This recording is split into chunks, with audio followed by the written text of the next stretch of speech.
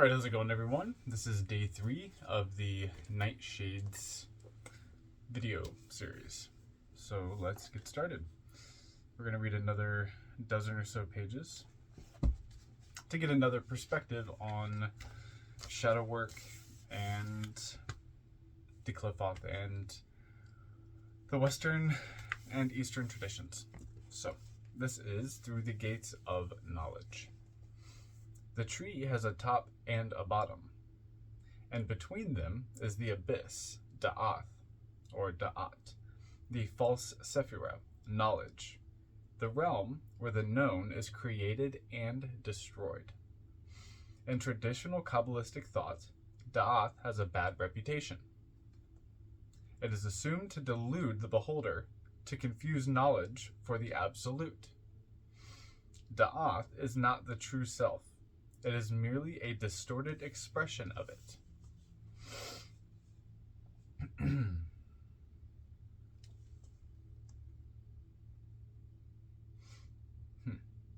I see. Da'ath is not the true self.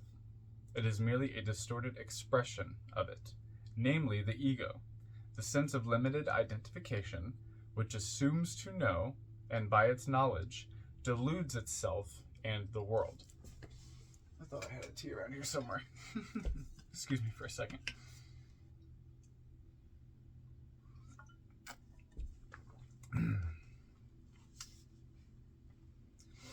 It depends on the direction of your journey. As you ascend through the abyss, your former identity is dissolved, destroyed, or transcended again and again and again. But when you return to the world of everyday life, because you want to do something simple, such as shopping or working or having fun with your friends, you and your world are born again. So here we're highlighting at least two meanings of crossing the abyss. Some people interpret this as a permanent thing. Oh, they look the same as they did. They talk the same. They act the same as they did. They didn't really make it through. That's one perspective. Another perspective is that this is a continuous cycle. Okay, moving on. Let's see. As in Laya Yoga, the yoga of dissolution, the way up destroys and the way down recreates. Both of these states have their value. Hence, Da'at is equally the most dangerous and the most constructive realm, depending on how you move through it. It is thanks to Kenneth Grant that the simple two-dimensional model gained its true depth. Grant realized that the abyss permits not only the transition between the supernal realm and the absolute reality, and the particular realm of anything you can think of, but that it leads into entirely different realms which do not exist on the map. Kenneth Grant was probably the first person to sort of popularize that. I could probably see that. I don't think he was probably the first person to realize that, though. There are many, many ways into the Qliphoth. You can get there through the trans-Sephirotic veils. You can get there through Binah. You can get there through the Abyss. You can get there through Gebera. Some, with enough skill, can get there through Yesod. Some can actually get there through Hod if they're too neurotic. And Malkuth, sink through the earth. There are many ways into the Qliphoth, and the way that you get in there is very much related to how you are treated and what you will receive from your visit. Imagine wedding crashing, a party, someone's beautiful ceremony, their wedding. You just show up uninvited. Depending on your knowledge, depending on the way you act, you may become one of the most honored guests. Or you might get special treatment from the groomsmen and the bouncers and the ushers. Now imagine if you got an invitation. Imagine if you rang the doorbell to the place. knocked on the door.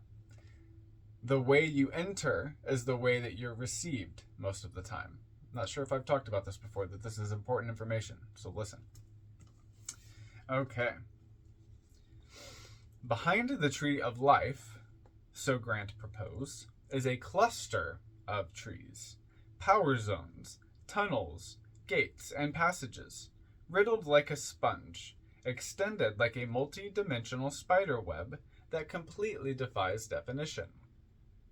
What you encounter out there or in here cannot be defined, mapped, or analyzed.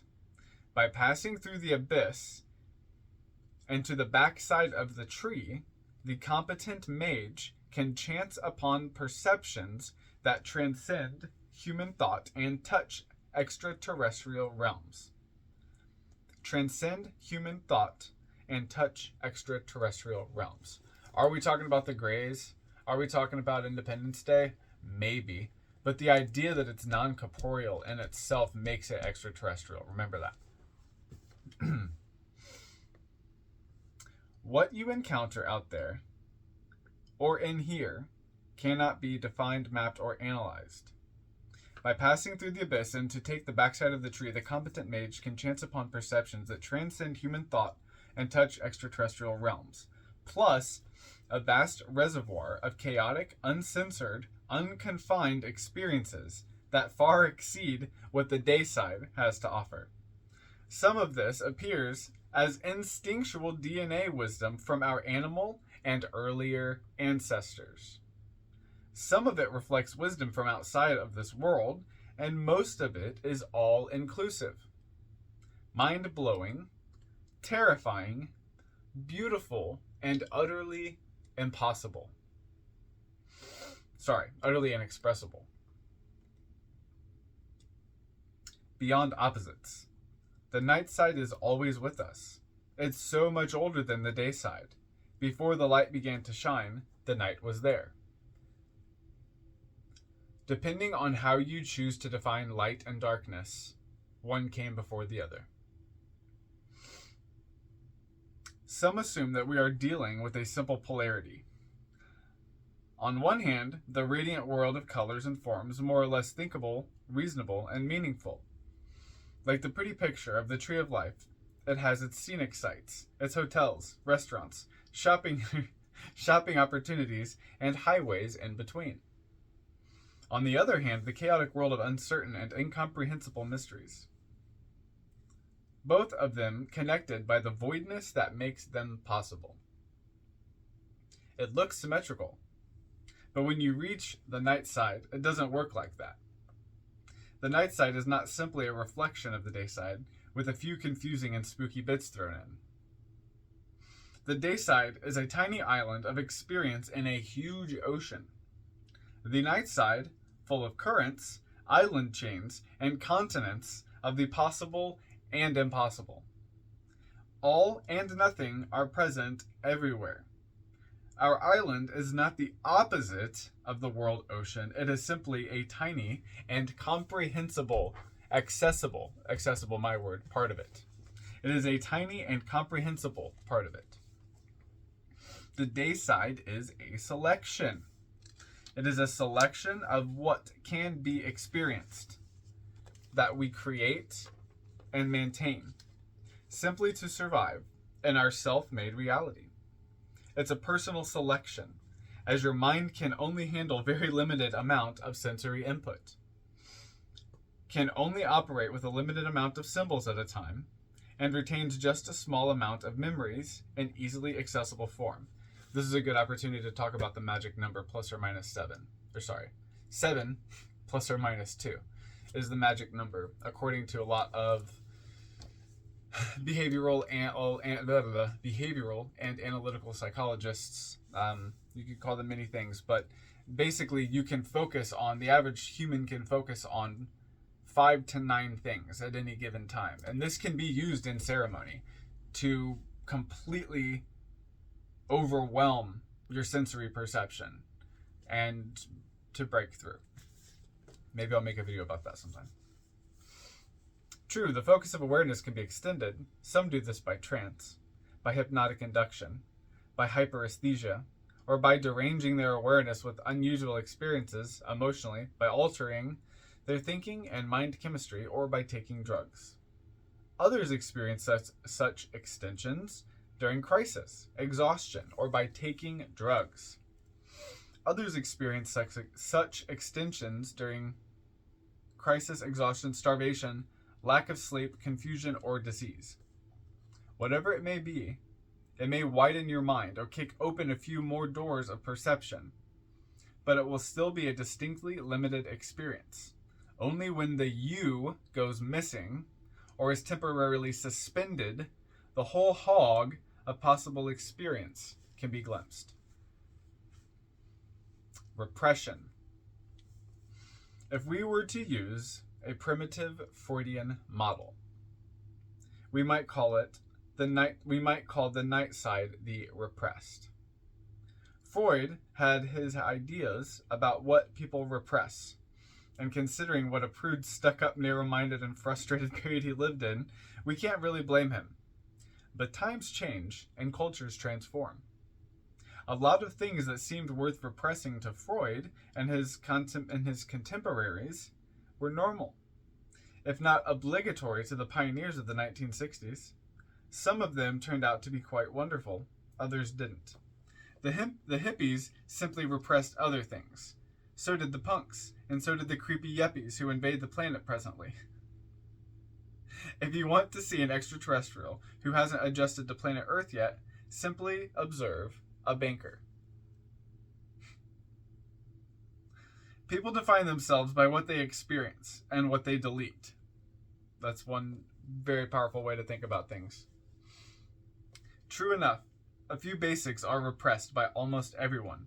Death, disease, loneliness, and the physical or mental decay brought on by old age are among the favorites. Few like to consider that the fate of the old geezer, the half-crippled former athlete, or the senile old granny may well be in store for them. People forget that maybe someone old and wise looks out of the eyes of a baby, and that someone fresh and young can inhabit an ancient, moribund body, and wonder what happened to the good times of the past. People repress dreadful things. I'm not talking about you and me, of course, but they don't want to consider that they might lose their job, their good looks, and their self-esteem. Nor do they enjoy the prospect of poverty, of misery, and individual loss of control. So much for the simple fears that most people repress. You can encounter them, one way or another, when you explore the night side. But what about the horribly good things? So many people are afraid of success, of brilliance. Yeah, we're getting into the light shadow now. Love it. People are afraid of success, of brilliance, of love, of creating art, living an exciting life, finding a better relationship, assuming responsibility for themselves, or simply being human and happy. There are men who fear weakness and women who fear being strong. Serious people are scared to look like fools. Religious people dread that the divine is a delusion. A good many loud-mouthed magicians fear holding a steady job or doing household tasks. Many are scared that they could conceive a child, or dread that they may never have one. All of these appear with reliable regularity when you explore the night side. Whatever you delete, it's waiting for you. As the night side transcends what you personally repress and contains everything anyone could ever repress, you are in for a lot. Exploring the night side is very educational. You learn what moves you, and what moves other people, beings, animals, plants, and whatnot. So this is where we start getting into collective unconscious and subjective unconsciousness. That's what I'm here for. That's why I made this channel, is to understand the nature of the unconscious mind in a sort of scientific manner, while using means that are not necessarily conventional. They might be conventional in this path, but certainly not in this day and age. The night side is all and everything, and a lot more. Some of it is terrifying, and some of it is wonderful. And all is stronger and more complex than anyone can comprehend. Seen from the night side, or from above the abyss, each form is a metaphor. That's an interesting point. Seen from the night side or above the abyss.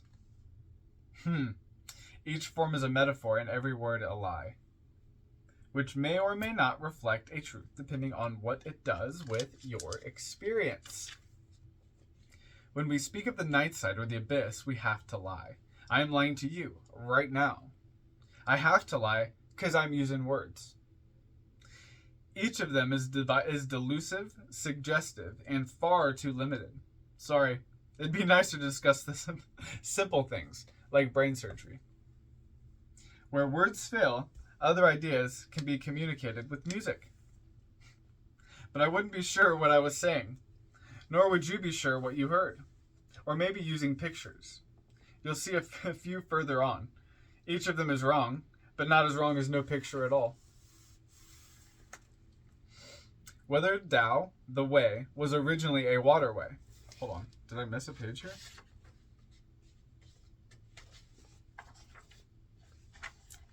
There we go. I skipped the page. Sorry.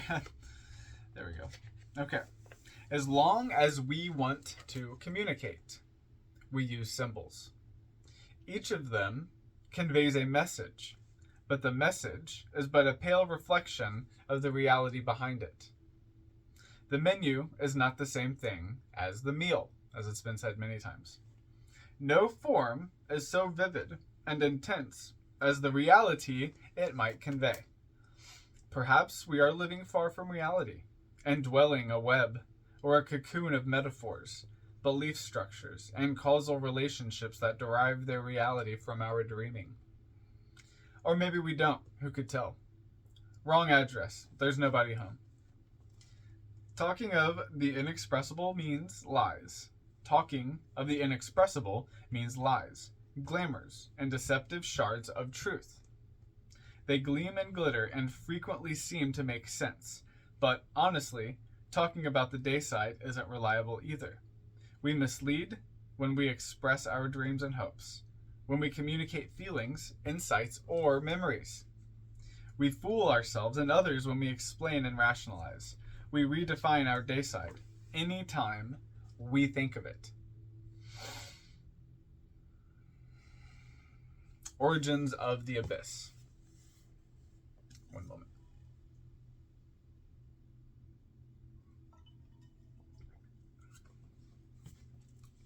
Thinking, remembering, and conceptualizing are functions of the abyss.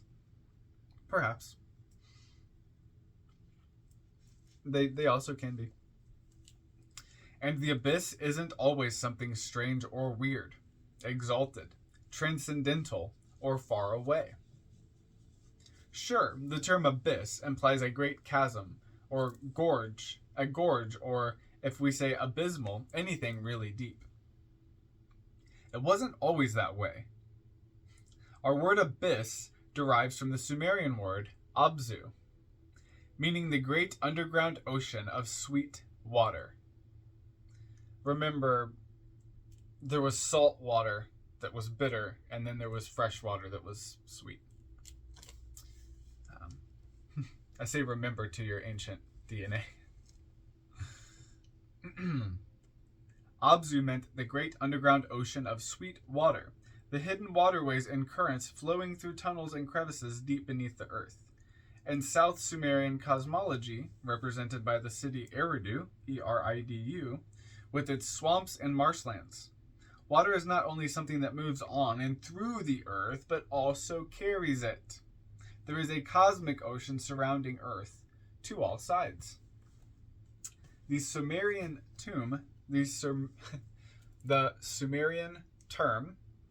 Abzu, has a female gender and is synonymous with Namu, N-A-M-M-U, the primordial goddess of the waters. Namu is by no means simply a water goddess. If you think of the water element, you are not thinking deep enough or deeply enough. So many people take water for granted. It comes from the sky. It flows from a tap. You pay for it and drink it or waste as much as you like. In Mesopotamian cosmology, life is water to the Egyptians as well, to all of those ancient civilizations. Water was everything, and so was fire. Life is water. Semen is water, and water is the primal substance that permits existence. Other cultures have fertile earth deities. The South Mesopotamians lived in such an arid environment that the earth, without irrigation, simply was not fertile. Look at the harsh mountains of the Turkish Kurdistan, where the Euphrates and the Tigris cut their way through the bleak gorges that look like raw flesh in the light of the full moon. Look at the wide, dusty plains of Iraq, where the first huge city-states fought for dominance and spiritual supremacy. The irrigation channels have long disappeared, leaving behind an oversalted soil. And the merciless sun scorches the desert and parches the barren dust.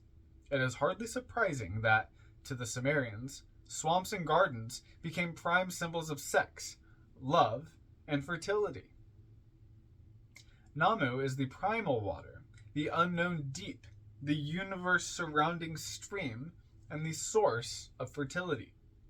However, she is also the primal goddess out of whose essence all creation began. The earth, the world, and the sky were born from water. Namu is the mother of everything. Think about it.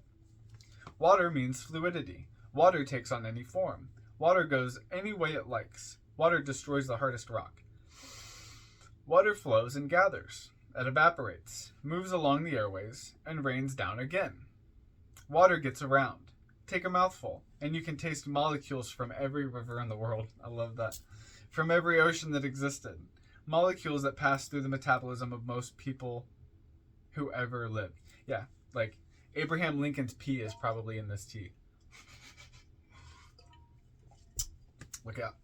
Okay, so water has been here from the start. Very little was lost. And while billions of years go by, continents shift, species evolve and disappear, it keeps going round and round and round again. Taste that drop and sense how rich it is, how full of sheer information. This is your gift from the abyss, below, above, and everywhere around you. Like the universal all-self, like the worm Ouroboros that feeds, like life, on itself. As Namu is such a cosmic concept, she has very little mythology. She hasn't even got a partner. Our universe arises from water without any extra influence. Maybe. A similar concept was crucial in early Taoism. The Guodian Laozi. I don't speak Chinese or French. Guodian Laozi. I'm going to go with Guodian Laozi. Guodian Laozi. I don't know. The oldest version of the Tao Te Ching and evidence. Or the Tao Te Ching. Contains cosmogenesis, where everything appears out of water. This chapter is missing in all later versions. Interesting. It does indicate why water is such a favorite metaphor of the Taoists, and raises the question on whether the Tao, the way, was originally a waterway. Many ancient texts use the ancient waterways and riverways as metaphors for many things: biological, spiritual, etheric, astral, etc. In Sumeria, Namu and her realm Abzu were usually represented by a pool or water tank close to the temples. No doubt these played a role in ritual, but tough luck. We don't know which. We can imagine. Later generations of Mesopotamians transformed the meaning of Abzu. The Akkadians, and the later Babylonians turned Apsu into a male deity and made him the partner of the primal chaos serpent, Tiamat. There is some reason for that. As Tiamat represents the salt water and Apsu the sweet water, their mingling brings forth creation. Both of them remain primordial cosmic forces and fit representatives of the Ancient Ones. It was only when Marduk and the bright heavenly gods had slain Tiamat and created the world and mankind from her flesh that a meaningful, reasonable, and controllable cosmos became possible. All right. That's it for this one. I hope you have a great rest of the day, great rest of the week, and I thank you for stopping by. If you have any questions or comments, please leave them below. I will see you in the next one, hopefully. Take care. Thanks.